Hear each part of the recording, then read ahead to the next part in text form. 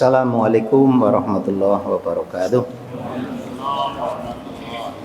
Alhamdulillahirabbil alamin wal aqibatu lil muttaqin la haula wala quwata illa billahil aliyyil azim. Allahumma shalli wa sallim ala Muhammadin wa ala alihi wa sahbihi ajma'in, amma ba'd. Jamaah subuh yang dirahmati Allah, dan kebetulan hari ini adalah hari pertama Ramadan kita, maka insya Allah doa kita sudah kemarin dibunyikan ya. Allahumma salimni Ramadan wa salim Ramadan ali wa salimhu minni mutaqabbala. Hadis riwayat Tirmidzi. Itu untuk menjadi bahan kita bersama. Selanjutnya pada pagi ini saya dapat jatah pertama untuk kuliah subuh dan nanti qobla tarawih nanti malam. Nah itu saya menyampaikan yang pertama ini karena masih banyak jamaah yang baru pula, maka kami ingin pertama menyampaikan masalah motivasi kita berpuasa. Di dalam kitab Tarjih itu saya lihat itu dinukilkan. Untuk mukadimahnya dikatakan a'udzubillahi minasyaitonirrajim wa ma atakumur rasulu fahudhuhu wa ma nahakum anhu fantahu wattaqullah innallaha syadidul iqab. Itu disebutkan di dalam surat Al-Hasyr ya, yang artinya wa ma atakumur rasulu fahudhuhu, maka apabila Rasulullah telah memberikan perintah, maka laksanakan perintah itu. Yang kedua, wa ma nahakum fantahu, maka apabila Rasul melarang juga stop, apapun bentuknya harus berhenti. Itu motivasi di kitab Tarjih yang disampaikan pada kita semuanya. Jadi orang berpuasa itu yang kita cari adalah ketakwaan kita. Nah, oleh karena itu modal untuk menuju ketakwaan itulah yang penting. Kalau kita semuanya sudah biasa saya sampaikan di sini, maka motivasi yang pertama, orang-orang yang berpuasa pasti orang yang beriman. Karena apa? Perintahnya ya ayyuhalladzina amanu, wahai orang-orang yang beriman. Maka mafhum mukhalafahnya, pengertian terbaliknya, apabila tidak berpuasa berarti tidak beriman. Nah, ini kita bersyukur Allah memanggil hati kita untuk menjadi orang-orang yang berpuasa. Karena apa? Karena berpuasa itu ternyata masih merupakan syarat untuk seseorang disebut orang yang bertakwa. Begitu. Nah, oleh karena itu motivasi yang diberikan oleh Rasul kepada kita bahwa yang namanya puasa itu kebaikannya, yang pertama dulu, puasa itu adalah milik Allah dan kepada Allah pula kita akan menerima bayarannya. Itu. Jadi itu yang pertama. Lalu yang kedua, bahwa Rasul memberikan informasi kepada kita bahwa apabila kamu berpuasa di bulan Ramadan ini, setiap hasanat, setiap kebaikan yang kamu munculkan nilainya berapa? 10 sampai 700 kali lipat. Ini motivasinya di sini. 10 sampai 700 kali lipat.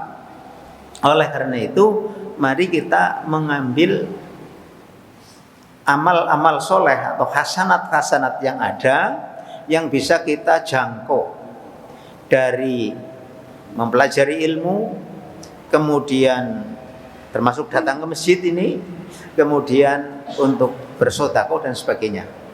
Dari ke masjid dulu biar urut ya. Kalau kita datang ke masjid dari rumah niatnya bismillahi tawakkaltu 'alallahi la haula wala quwata illa billah, itu pasti harus menyampaikan seperti itu. Maka masuk ke masjid dengan bagaimana doanya? Allahumma ftahli abwaaba rahmatik. Allahumma ftahli, ya Allah bukakanlah pintu untukku rahmatik, rahmatmu. Kita masuk ke sini, nah, kemudian sholat 2 rakaat sebelum duduk, nah, namanya tahiyatul masjid ya. Kemudian kalau di subuh ini ditambah lagi qobliyah subuh, maka itu langkah dari rumah sampai ke sini itu menggugurkan dosa-dosa yang kita perbuat sebagaimana gugurnya daun di musim kering. Ini saya sering sampaikan ini supaya kita berjalannya itu sambil berdoa. Itu Allahumma ij'al fi qalbi nuron. Langkahnya begitu. Allahumma ij'alhu fi qalbi nuron. Ya Allah, jadikanlah hatiku bersahaya. Kan itu kan? Allahumma ij'alhu fi qalbi nuron. Nah, kemudian pendengarannya juga bercahaya, kemudian matanya juga bercahaya, lisannya juga bercahaya. Itu doa sepanjang perjalanan dari rumah sampai ke masjid. Maka hadis berikutnya mengatakan, kalau kamu melaksanakan tugas ini tiap hari ke masjid, maka jalur menuju surga itu latar kabuna tobakon ngan tobak, setingkat demi setingkat, sampai akhirnya orang-orang ahli masjid itu menjadi ahli surga karena langkah-langkah yang dilaksanakan oleh kita bersama.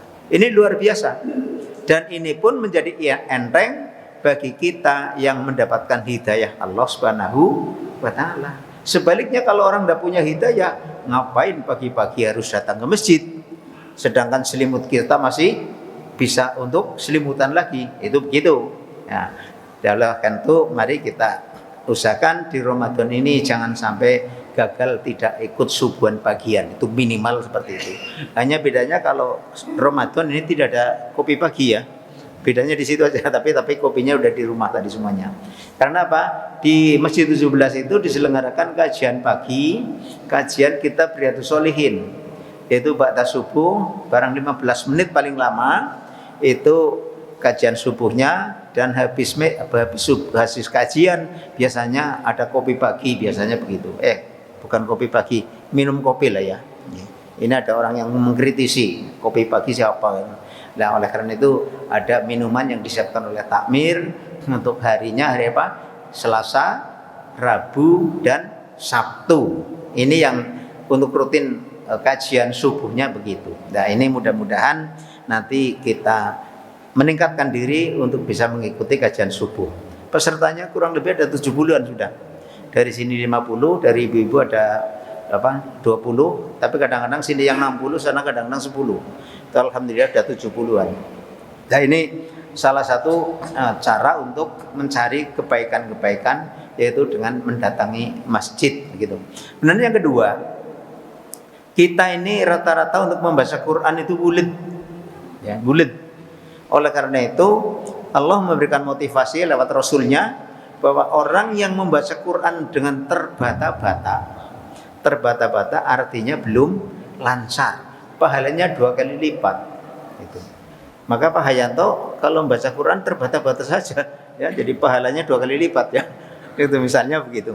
Tapi yang dimaksud yang terbata-bata itu orang yang belum memiliki kemampuan membaca Al-Quran, belajar pahalanya 2 kali lipat dibanding yang sudah hafal. Kayak Ustadz Syekha itu karena sudah hafal itu nilainya hanya 1, itu loh ya. Tapi kita yang sulit membacanya bisa membaca, alhamdulillah dengan terbata-bata nilainya menjadi 2. Nah, itu diberikan motivasi. Lah, metode yang kita pakai, usahakan dalam bulan Ramadan ini kita bisa khatam. Itu. Bisa khatam. Nah, sudah mulai tadi malam belum? Nah, ini. Nah, alhamdulillah. Jadi berarti satu malam tadi sudah dapat 1 juz ya kan? Nanti pada subuh ada lagi dan seterusnya.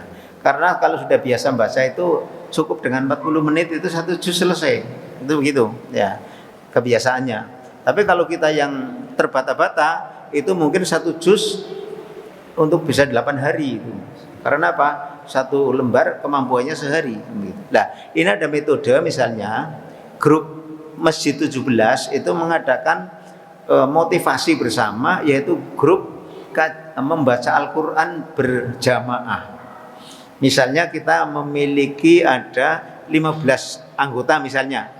15 anggota nanti masing-masing diwajibkan membaca 2 juz sehari. Misalnya begitu.